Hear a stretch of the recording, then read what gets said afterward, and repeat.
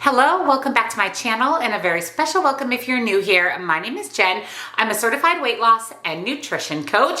I'm back, kind of. If you didn't know, I had plastic surgery about a week and a half ago, and I ended up taking just a little bit of time off of YouTube to recover, and I'm still recovering. I actually still have my drains. I'm still spending a lot of time relaxing and taking it easy. It's been quite the experience. I actually have an entire plastic surgery vlog up on my main channel. I'll link that video down below for you if you're interested in plastic surgery out of the country, what procedures I had, what procedures my girlfriend had that was there with me.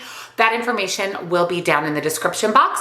But today I wanted to talk to you about 10 low-fat foods that are actually really unhealthy and why. So if you're excited, give this video a big thumbs up.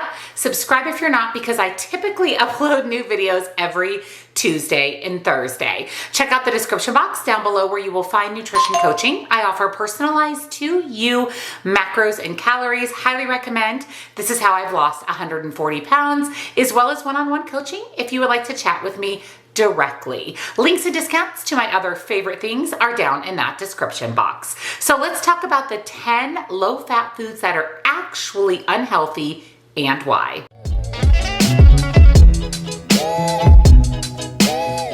People generally coin the term low fat with healthy, and that is absolutely untrue. Of course, some nutritious foods like fruits and vegetables and lean protein are naturally low in fat, and these are considered to be healthy low-fat options. However, processed foods that contain a lot of added sugar and kind of weird ingredients to make these low-fat or fat-free foods actually taste good so we'll eat them, these are where the low-fat foods become much less healthy. So I want to share with you 10 low-fat foods that are really unhealthy and foods that you should limit from your daily diet. Of course, eat all the nuts, seeds, fruits, vegetables, lean proteins that your little heart desires. And of course, you can still eat these 10 foods in moderation, but knowledge is power. And I want you to know that sometimes just because it says low fat doesn't mean it's healthy. Number one is actually low fat breakfast cereals. A lot of times when we're scouring the cereal aisle, we're looking for terms like low fat on the front of the box. However, a lot of these low-fat cereals have a lot of added sugar. I always recommend that you flip that cereal box over and look at the ingredient label, look at the nutrition label, and see how many grams of added sugar are in that low-fat cereal. Remember, when companies make things low-fat, especially processed foods like cereal, they typically add in a lot of sugar and kind of interesting ingredients to make it taste good, so you'll continue to buy it. One great example of low-fat cereal is granola. Now, granola is typically pretty calorically dense, but one serving of most granolas is going to give you 22 grams of added sugar. That's a lot of sugar, almost your full day's worth of added sugar. So take a look at that nutrition label, take a look at that ingredient label. Some of those cereals that don't claim to be low fat are much healthier options. Number two are low fat flavored coffee drinks. Even those Starbucks bottle drinks that claim to be low fat definitely aren't low in other ingredients. Of course, coffee is good for you. It contains antioxidants. It helps keep you alert and going and motivated for the day, but it's what we add to coffee that can turn it from something that's good for us to something that's maybe not so good for us. For example, a medium non-fat mocha, you think that's a healthy option. Non-fat medium mocha actually contains less than a gram of fat, but 47 grams of sugar. 47 grams. And also what makes these low-fat coffee drinks not the best option is liquid calories are very different than calories that we consume by eating food. Our brain and our stomach don't connect the same with liquid calories. So we're having this non-fat mocha thinking that it's a good healthy option, but we're getting 47 grams of sugar and hundreds of added calories to our day. Number three is low-fat flavored yogurt. The thing with yogurt is even though it says low fat, high protein, prebiotics, probiotics, you have to take a look at that ingredient label and that nutrition label, because low-fat yogurt is a big culprit of a lot of added sugar. Now, plain yogurt, especially plain non-fat Greek yogurt, can really help with weight maintenance, give you those good probiotics, prebiotics, low in calories, lots of protein. It's those other delicious flavored low-fat yogurt options. In fact, 1 cup of typical fruit-flavored yogurt contains about 31 grams of added sugar. You're better off buying plain yogurt and sweetening it yourself with your favorite sugar substitute, maybe some honey, some agave, some fresh fruit, a little bit of granola, making your your own yogurt bowl at home is going to save you a lot of added sugar. Number 4 is low-fat salad dressing. This is a big culprit of really, really unhealthy ingredients. And really the bottom line with salad dressing is you're better off choosing the full-fat version and just using less of it. Now, when we eat salads, it's better, we have to have fat with the salad in order for our body to digest the vitamin A, D, B, E, and K that comes in the salad itself. There has to be a fat component. So you are much better off choosing a full-fat salad dressing to put the fat into the salad to help your body digest all of the nutrients. And a lot of artificial sweeteners, weird oils, and ingredients are in those fat-free salad dressings.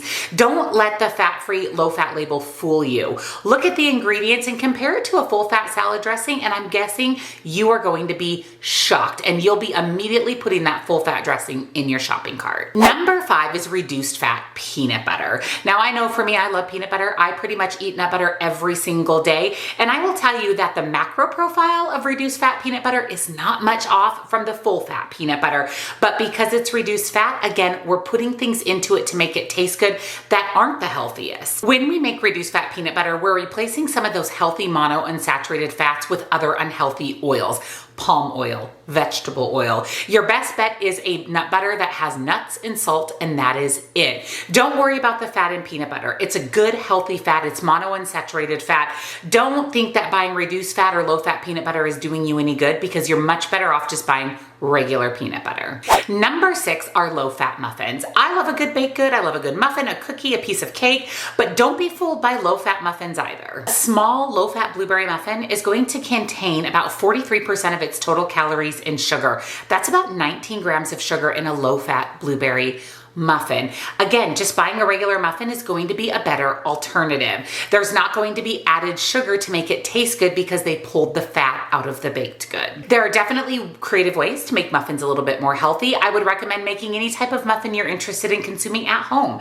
That way you can control the ingredients, add some fiber if necessary, use nice, fresh, plump blueberries. But in the event that you do need to pick a muffin up at the store, just buy the regular muffin, not the low-fat version. Number 7 is low-fat frozen yogurt. Now, you might think frozen yogurt a much healthier alternative than ice cream. However, low-fat frozen yogurt contain as much sugar as regular ice cream, and sometimes even more, going back to having to add sugar to make it taste good. 100-gram serving of frozen yogurt is going to contain about 21 grams of sugar. And guess what? That's the same amount of sugar that's in regular full-fat ice cream. Just remember the nutrient profile of ice cream versus not of low-fat frozen yogurt is the same. So maybe having just the regular ice cream and a little less of it is another better option. Number 8, similar to low-fat muffins, are going to be low-fat cookies. Now, when we think cookie, we don't think low fat. Now, don't get me wrong, there are some great healthy cookie options out there. Alyssa's makes a really good oatmeal cookie bite. I'll actually link that website down below. I order from her website all the time. You can sometimes find her little cookie bites at Sprouts and Whole Foods and other natural food stores as well. Unfortunately, I can't find them in my area, so I just order them off of her website. But typically, if you're going to have a cookie, kind of like a muffin, you're better just having a regular cookie. A fat-free fig cookie bar has about 9 grams of sugar, which is 55% of its total calories. So over half of the calories of a fat-free fig bar comes from added sugar. Not to mention low-fat baked goods in general are usually made with a lot of refined flours, which we're better off just choosing the full-fat cookie again. So instead of maybe getting 2 or 3 cookies, you get 1, but you're getting a much healthier option overall. Number 9 is low-fat cereal bars. Think Nutri-Grain. These are marketed as a healthy on-the-go breakfast replacement, which typically is not a breakfast. A Nutri-Grain bar or a cereal bar is not enough for breakfast, but they can also be touted as healthy on-the-go snack options. They're actually loaded with sugar and contain very little protein and fiber, which is what's essential to keep you full and satisfied. In fact, high-protein snacks overall prevent you from overeating. Stay away from these low-fat cereal bars or eat them in moderation. And if you are going to have one, pair it with something with protein. Maybe on your way out the door, you grab your low-fat cereal bar and a string cheese or a hard-boiled egg or some nuts and seeds, something to give you some added fiber and protein, because that low-fat cereal bar is not going to keep you full and satisfied. And number 10 are low-fat spreads, kind of like low-fat peanut butter. Low-fat spreads like margarine are not full of nutrients. They are not good for you. And in fact, you're much better off eating real butter any day of the week other than processed margarine. Margarine is made with unhealthy oils that cause inflammation, where butter is just butter from its natural source. Now, of course, it's going to have more calories and fat, but it's natural. And your body knows what butter is. Your body doesn't have a clue what margarine is. They contain a lot of highly processed additives to help with texture and flavor as well. Again, going back to the theme of today's video, just eat the real whole, full fat food, full fat muffin, full fat cookie, full fat yogurt, full fat butter, and just eat less of it. Again, sticking to a more whole food approach is always a better option. So these are the top 10 low-fat foods that you thought might be healthier options, when in reality, choosing the regular food is always the healthier option. Now, like I mentioned, of course, you can eat these foods in moderation. Just make sure that about 80% of your diet is whole, real food, and limit these really processed low-fat foods to 20% or less of your diet. Definitely let me know down below, did any of these surprise you? And which one of these is something that you consume on a regular basis that maybe you're thinking twice about? And if you enjoyed today's video, give it a big thumbs up. Subscribe if you're not. I would love to have you here. And of course, check out that description box down below for the plastic surgery vlog. I'll link Alyssa's cookies for you, as well as links and discounts to my other favorite healthy things and nutrition coaching. Thank you for watching, and I'll see you in the next one. Bye.